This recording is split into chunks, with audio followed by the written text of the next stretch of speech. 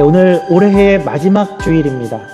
오늘은 마지막 송년 주일이어서 조금 다른 본문으로 설교를 준비할까 하는 생각도 했었지만, 오늘 여호수아의 이 본문은 우리가 다른 본문을 다루다가라도 송년 주일에는 이 본문을 다뤄야 할 정도로 딱 맞는 그러한 본문이어서 여호수아서를 계속 이어가는 그런 모양을 가지려고 하고, 오늘 우리가 마지막 장을, 여호수아서 24장 마지막 장을 우리가 살펴보게 되는데, 일부러 끝에 맞춘 거냐, 한 해의 마지막에 맞춘 거냐 물어보신다면 반반입니다. 우연히 맞아져 갔고, 그래서 오늘 마지막 주에 이 본문을 더 맞추기로 했습니다. 말씀드린 대로 1년의 마무리에 가장 적합한 그러한 말씀이라고 생각이 듭니다. 오늘 24장 이 말씀은 여호수아의 마지막 말입니다. 아니 지난주에도 마지막 말이라고 한 것 같은데요 하신다면 여러분들 기억력이 맞는 것입니다. 지난주에도 마지막, 여호수아가 거의 110세에 죽음을 앞에 두고, 성경의 표현으로는 온 세상이 가는 길로 나도 가게 되었다 하는 그러한 시점이 되어서 그때 한 말들이었는데, 지난 23장과 24장은 조금의 차이들이 있습니다. 그리고 이어지는 말씀은 아니고, 지난 말씀은 이스라엘의 리더들을 불러다가 한 말씀들이었습니다. 그리고 오늘은 모든 지파, 백성들을 다 불러놓고 이야기하는 그런 내용입니다. 그래서 지난번은 아마도 그 일이 어디서 일어났을까 할 때에 딥낫 세라에서 일어났다라고 생각을 합니다. 여러분들 딥낫 세라를 혹시 기억하시나요? 이스라엘이 기업을 이제 분배받을 때에 모든 지파들이 분배를 받고 나서 도피성도 정하고 레위인들에게 성읍도 다 나눠주고 나서 제일 마지막으로 받은 사람이 여호수아였죠. 여호수아가 그때 받은 곳이 딥낫 세라였고 에브라임의 산지였습니다. 산지를 스스로 개척하고 이스라엘의 최고 연장자였던 여호수아가 스스로 개척하고 성읍을 건설한 딥낫 세라였죠. 그리고 오늘 24장은 이제는 세겜이라는 곳에, 이스라엘의 역사에 있어서 상징적인 그러한 장소인데, 그곳에 일부러 여호수아가 왔고 백성들을 거기서 모아서 거기서 이제 이야기하는 그러한 내용들입니다. 우리 1절 말씀을 제가 한번 봉독해 드리겠습니다. 여호수아가 이스라엘 모든 지파를 세겜에 모으고 이스라엘 장로들과 그들의 수령들과 재판장들과 관리들을 부르매 그들이 하나님 앞에 나와 선지라. 이렇게 백성들이 다 하나님 앞에 나왔고, 여호수아 앞에 나왔고 이스라엘에게 마지막 이야기를 하게 됩니다. 그리고 여호수아는 이것은 단지 내 말을 그냥 전하는 것이 아니라 하나님의 말씀이다. 그래서 하나님께서 하고 싶은 이야기를 너희에게 전한다 하고 이야기를 시작합니다. 그런데 그렇게 시작하는 그 말들이 갑자기, 우리가 함께 읽었지만 갑자기 역사 이야기를 합니다. 창세기부터 여호수아까지를 훑어나갑니다. 여러분들 혹시 창세기부터 여호수아까지의 이야기가 혹시 궁금하시다면 인류 역사상 가장 훌륭한 서머리가 여기 있습니다. 가장 훌륭한 요약이죠. 하나님이 직접 하신 요약이죠. 그런데 왜 이 시점에 갑자기 이런 요약을 하고 그 역사를 서머리를 하는가? 왜 지난 역사의 이야기를 하는가 하고 보면 어떤 의도가 분명히 있을 터인데, 그 의도를 가장 빨리 우리가 알아챌 수 있는 방법은 단서가 한 가지 있는데, 오늘 본문 가운데 제일 많이 나오는 말이 무엇인가를 찾아보면 그것이 단서가 됩니다. 우리 3절부터 12절까지의 말씀을 눈으로 한번 보시죠. 혹시 읽으시면서 생각이 이렇게 났을 수도 있는데, 어떤 단어가 가장 많이 나왔냐 하면, 간단히 보면 3절에도 어떻게 시작하냐면 내가로 시작을 합니다. 그리고 5절도 내가, 중간에도 내가, 6절도 내가, 7절도 너희 조상들이 나 여호와께 부르짖기로 내가, 8절도 내가, 그리고 뒤에 나는, 내가, 10절도 내가, 11절, 12절, 13절이 모두가 다 내가로 되어 있죠. 3절에서 12절까지 역사를 서머리하는데 10절을 얘기하는데 내가를 12번을 합니다. 나는 이라는 말까지 합하면 더 많습니다. 그래서 하나님은 지금 역사를 이야기하시면서 무슨 말을 하고 싶은가 하면, 이 모든 것이 이스라엘 너희의 역사, 이것이 처음부터 너희에게 이루어진 이 역사와 지난 날들은 내가 한 것이다 하는 것을 이야기하고 싶은 것입니다. 내가 주도했고 내가 한 거야. 처음부터 내가 한 거고 내가 한 모든 일이다라는 것이죠. 그래서 내가라는 말 때문에도 하나님이 뭘 얘기하시려고 하는구나 하는 것들을 우리가 눈치챌 수 있지만 그 내용도 모두가 다 그런 내용들입니다. 그리고 내용들을 살펴보는데 우리가 가장 먼저 우선 새로운 사실을 한 가지 발견하게 됩니다. 아브라함에 대해서 우리가 이전에 미처 몰랐던 그런 내용입니다. 아브라함이 이제 하나님께서 아브라함을 부르셨는데 아브라함을 부르셨을 그때에 아브라함과 그의 집안이 어떤 집안이었나 하는 사실을 우리가 여기서 발견하게 됩니다. 우리 2절 말씀 제가 한번 봉독해 드리겠습니다. 여호수아가 모든 백성에게 이르되 이스라엘의 하나님 여호와께서 이같이 말씀하시기를 옛적에 너희 조상들 곧 아브라함의 아버지 나홀의 아버지 데라가 강 저쪽에 거주하여 다른 신들을 섬겼으나 내가 너희의 조상 아브라함을 강 저쪽에서 이끌어내어. 그래서 아브라함을 갈대아 우르에서 이렇게 불러내셨다 하는 사실을 우리가 이전에 알고 있었는데 그때 아브라함의 집안이 어떤 집안이었는가, 무슨 일을 하던 집안이었는가 하는 것을 우리가 여기서 알게 되죠.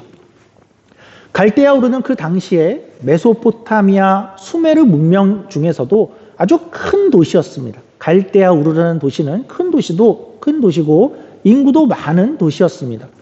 그리고 그 도시에서 그 집안은 다른 신을 섬기고 있었고 아마도 유대인 전승에 의하면 우상을 만드는 그러한 집이었다라고 합니다. 거기서 아브라함은 뭐 하고 있었을까요? 가업을 따라서 아버지를 도와서 우상을 만드는 그러한 일들을 하고 있었을 것이다 라고 우리가 생각을 합니다. 그리고 다른 신을 섬기고 있었을 것이다 라고 생각하죠. 조금 놀랍죠. 아니 아브라함이요? 우리가 그렇게 보는 이유가 여러 가지가 있습니다. 그런 이유들이 어떤 것이 있냐면 우리가 오늘 본문에서도 성경이 그 집안 이야기를 하면서 데라만 다른 신을 섬겼다라고 이야기했는가 하고 살펴보면 그렇지 않고 우리 조상들이라고 이야기하죠.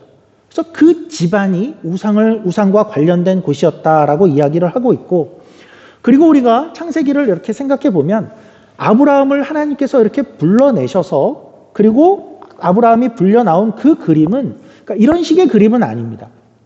아브라함이 옛적에 우상을 만드는 그러한 가정 속에서 혼자 신앙의 핍박을 견디면서 그렇게 살다가 혼자서 몰래 하나님을 섬기다가 어느 날 나는 도저히 우상을 섬길 수 없겠어 하고 어떤 결기 있게 결심을 하고 나서 그 우상을 떠나서 아버지와 가족을 떠나서 신앙의 야반도주를 했다. 그런 그림이 성경의 그림이 그렇지 않습니다. 그런 것이 분명히 아닌 것이 갈대아 우르를 떠날 때 어떤 모습이었냐 하면 아브라함이 혼자 떠난 것이 아니라 다른 신을 섬기던 아버지와 그 조카들과 그 가족들이 같이 떠나게 됩니다. 그래서 집안의 어떤 우상을 반대해서 결기 있게 떠난 것이다 라고 한다면 혼자 갔었겠죠. 다른 신을 섬기던 이들과 다 같이 떠납니다. 그래서 갈대아 우르를 떠나는 아브라함의 장면들은 우리가 어떻게 생각하냐면 이렇게 생각하는 것이 가장 맞아 보입니다. 아브라함은 저 먼 땅에 살았었죠. 이스라엘 땅이 아니고 아주 먼 이방 땅에 살고 있던 어떤 한 사람이었습니다. 그저 우상을 만들고 다른 신을 섬기던 그 먼 땅에 한 가정에 그냥 이방인 중에 한 어떤 사람이었습니다. 그는 분명히 거기서 하나님이 누구신지 분명히 몰랐을 것입니다. 거기는 성경도 없고 거기는 교회도 없고 그냥 그런 곳에 살고 있었는데 거기를 하나님이 먼저 찾아가신 것입니다. 그리고 나타나셔서 하나님이 말씀하셨는데 아브라함 편에서는 누군지 모르는 어떠한 신이 아브라함 앞에 갑자기 나타난 것으로 그렇게 감각했을 것이고 그리고 이것이 도대체 무슨 의미인가 하고 아마도 생각을 했겠죠. 그런데 그 부르심을 이렇게 곱씹어 생각을 하는데 이것은 내가 그냥 넘길 그러한 부르심이 아니다. 거부할 수 없는 어떠한 것이다 라고 아브라함은 생각을 했을 것이고 그래서 거부할 수 없되 그것을 너무 이상해서 아마도 부모님께 이야기를 했을 것입니다. 그리고 부모님은 같이 이야기를 하면서 분명히 이것은 신의 말씀이고 신의 계시고 신의 뜻이 분명한 것이다 라고 결정했을 것이고 그 집안이 그 도시를 떠나게 되었을 것입니다. 그래서 그 단계, 그때까지 이들이 떠난 그 단계는 아직은 어떤 그들이 신앙의 큰 결단을 가지고 완성된 그림을 가지고 큰 이상과 목표를 가지고 떠난 것이 아니었습니다. 그들은 그때까지도 가나안을 향해서 떠난 것도 아니고 갈 바를 알지 못하고 거기를 떠난 것이었죠. 아직은 가나안에 가기까지는 아주 긴 시간이 남았고 중간에 하란이라는 도시에서 긴 시간을 또 보내기도 하게 됩니다. 그리고 나서도 아브라함이 이제 성경에 본격적으로 등장하는 아브라함의 모습도 처음부터 늘 어떤 신앙의 모습으로 등장하고 있지 않지요. 가나안에 도착을 했지만 그는 무서워서 다시 애굽으로 도망가기도 하고 그러니까 필요에 따라서 애굽으로 가기도 하고 또 자신의 아내를 빼앗기고 자신이 해코지를 당할까 봐 그래서 아내를 누이라고 2번이나 속이고 거짓말을 하기도 하고 아브라함은 그런 사람으로 등장을 하죠. 그런데 우리가 아브라함의 일생을 이제 와서 일생을 다 보고 나면 아브라함의 일생은 우리에게 어떤 것을 말해주고 있을까요? 아브라함은 그렇게 시작하고 그런 모습들로 성경에 등장했는데 여러 시간들을 지내고 또 여러 사건들과 오랜 시간들을 지나고 나니까 그의 일생을 통해서 하나님과 대화하고 하나님을 알아가고 그러한 사건들 속에서 하나님을 경험하면서 그래서 하나님을 배워가면서 결국은 어떻게 됐죠? 결국은 그의 아들 이삭을 바칠 정도까지 되었다이죠. 이것이 아브라함의 일생이 우리에게 보여주는 내용입니다. 저 이방 땅에서 그냥 다른 신을 섬기고 있던 어떤 그냥 한 사람을 하나님을 모르던 그 한 사람을 하나님께서 불러내셔서 손을 잡고 그를 불러내셔서 결국은 그 사람을 아들을 하나님께 바칠 정도의 그러한 수준으로 그러한 신앙의 사람으로 하나님이 만들어내셨다이죠. 그러니까 이 일생은 사실은 우리의 인생과 비슷하죠. 아브라함은 처음부터 믿음의 조상이 아니었습니다. 우리도 처음부터 믿음의 조상이 아니죠. 처음부터 교회에 나올 때부터 하나님을 너무나 잘 알고 믿음의 조상이 되는 그런 사람은 없습니다.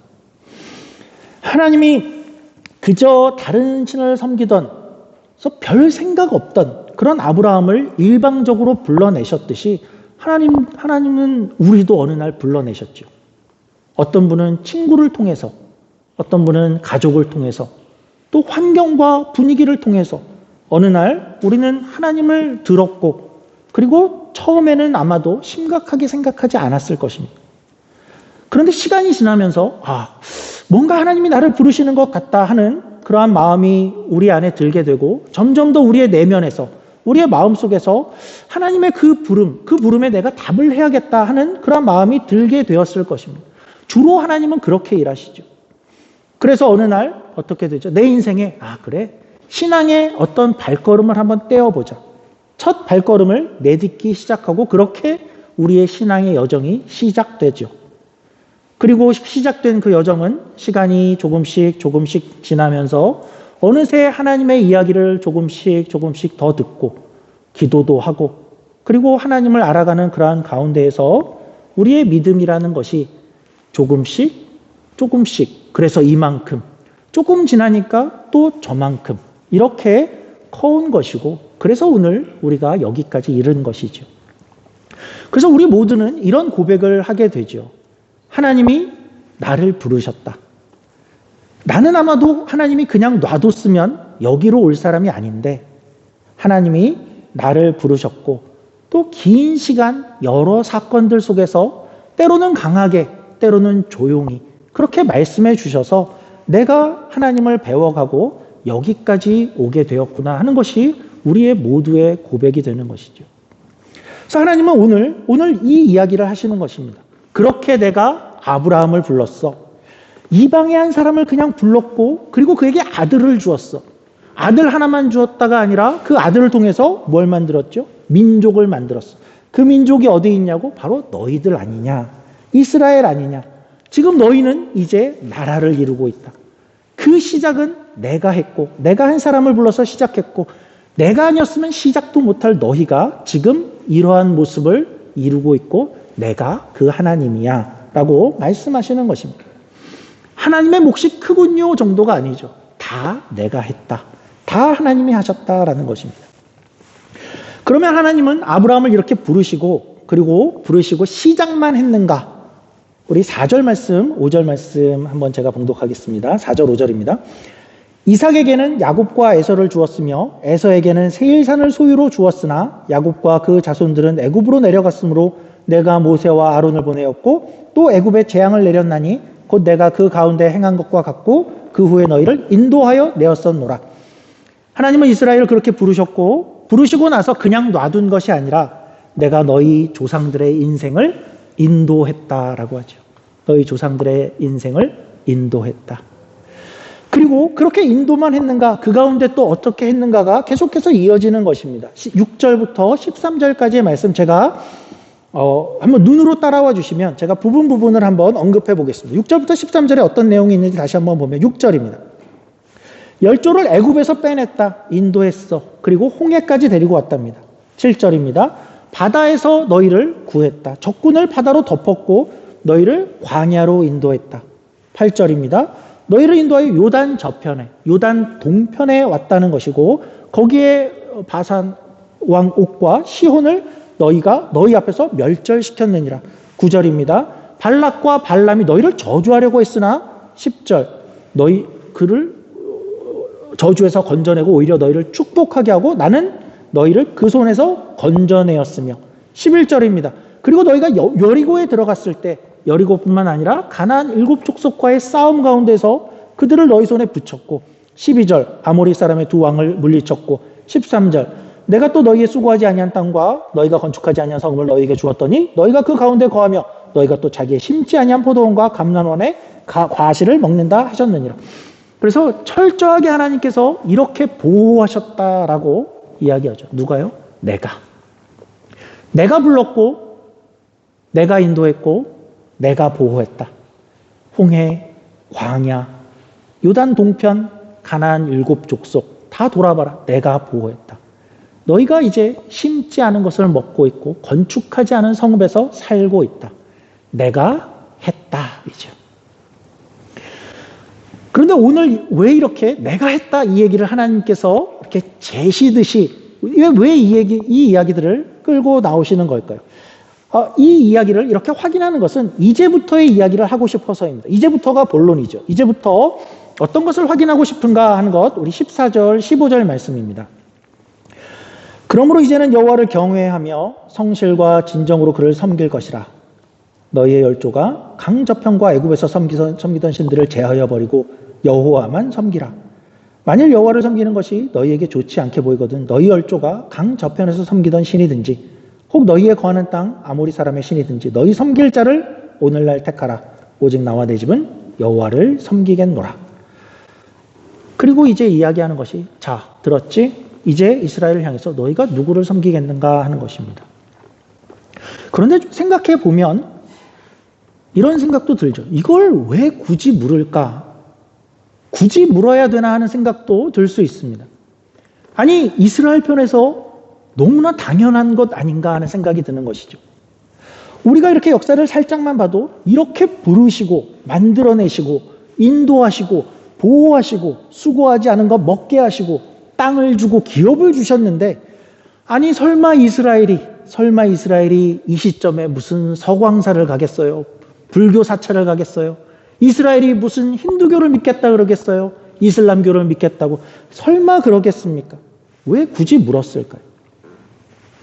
그런데 우리가 이스라엘의 형편을 조금 더 자세히 살펴보면 이것은 이 시점에 반드시 물어야 하는 그러한 질문이었고 또 진지한 그러한 질문이었습니다. 그들의 형편을 우리가 한번 생각해 보죠. 그들의 과거가 어땠는지, 그들의 현재는 어떤지, 그들의 미래를 생각했을 때 어떠했는지 한번 그들의 형편을 우리가 생각해 보죠. 그들의 과거는 어땠습니까? 이스라엘의 과거. 이런 영화 제목이 있었죠. 나는 네가 지난 여름에 한 일을 알고 있다. 그런 영화의 제목처럼 나는 네가 이스라엘이 40년 동안 광야에서 한 일을 알고 있다. 우리는 이들의 과거 알고 있죠. 이스라엘은 어떤 민족이었습니까?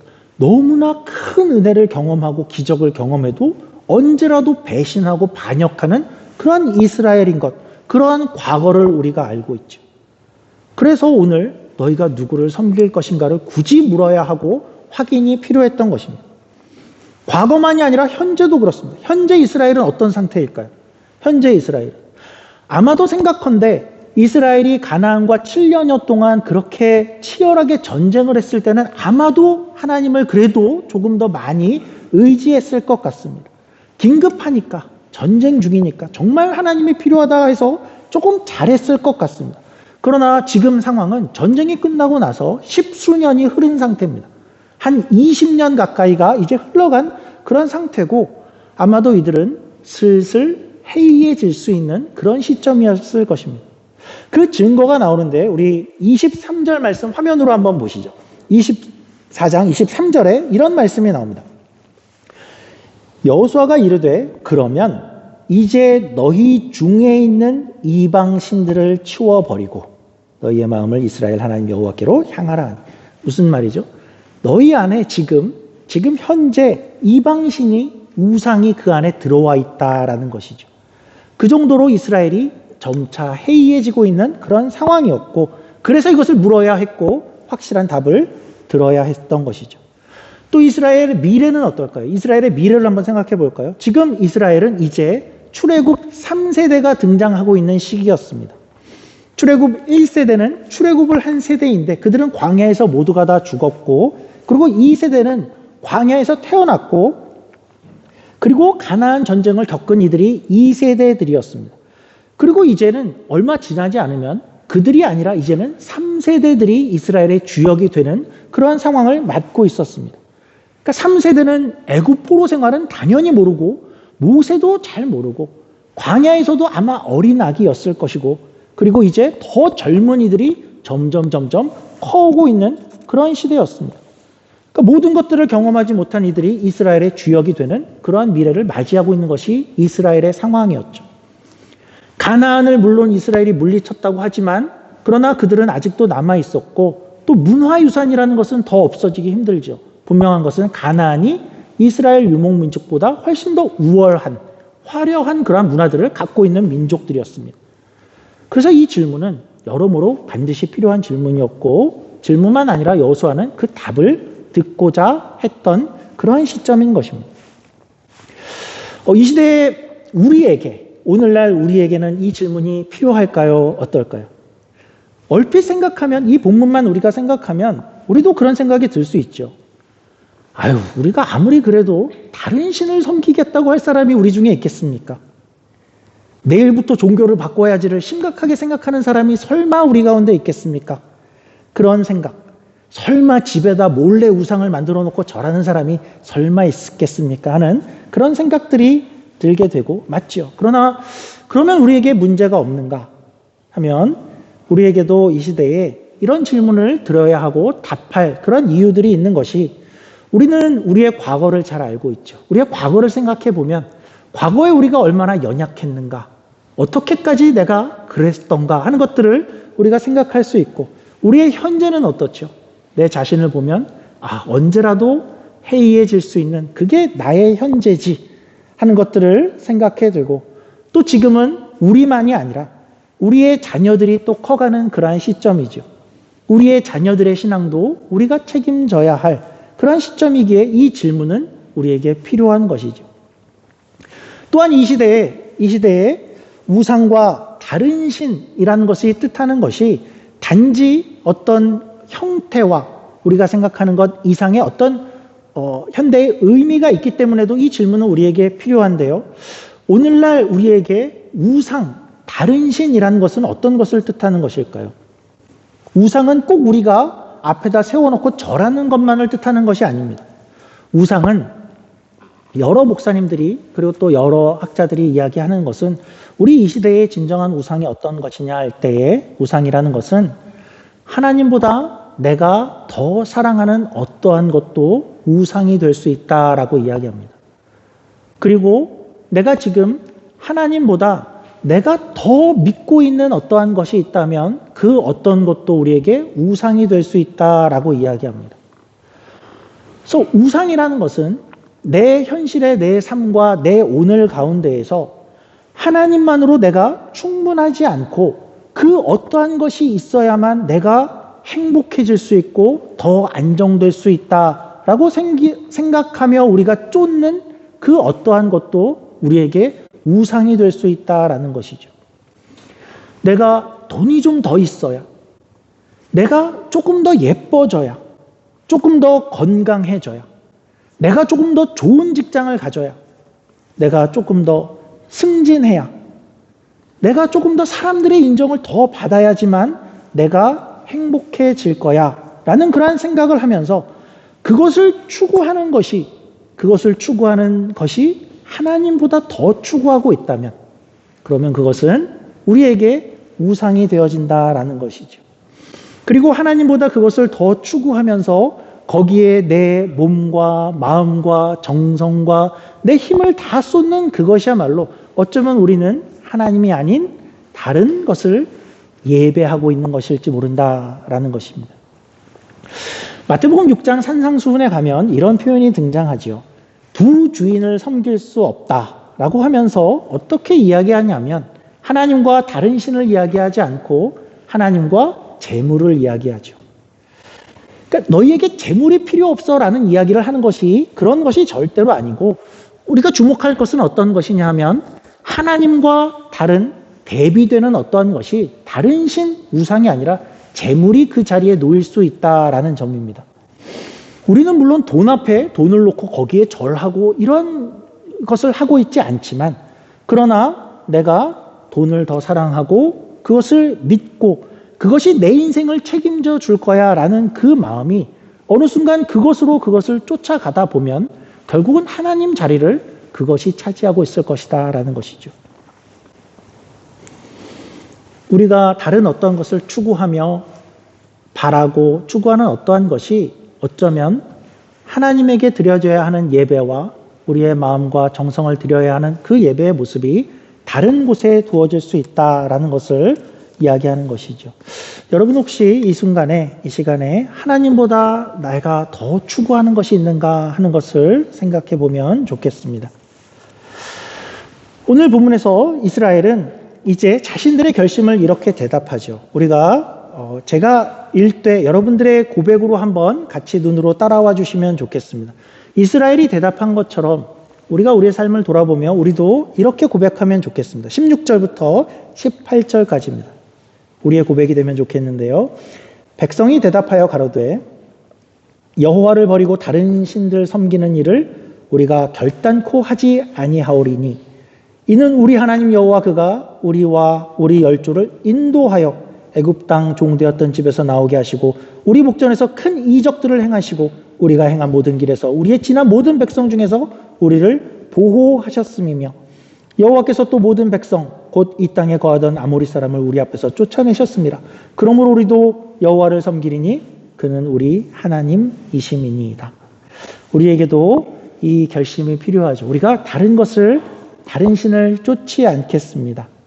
하나님보다 더 추구하고 더 쫓는 것을 우리 앞에 두지 않겠습니다. 라는 고백이고 왜냐하면 하나님은 과거에 나를 부르셨고 또 돌아보면 나를 인도하셨고 그리고 나를 보호하셨고 때를 따라 필요한 것을 공급하셨고 모든 위험에서 나를 건져내셨고 나를 공격하며 해하려던 그 아찔한 상황에서 나를 지키신 것이 하나님이시기 때문입니다. 하나님을 제일 앞에 두게 해 주시옵소서.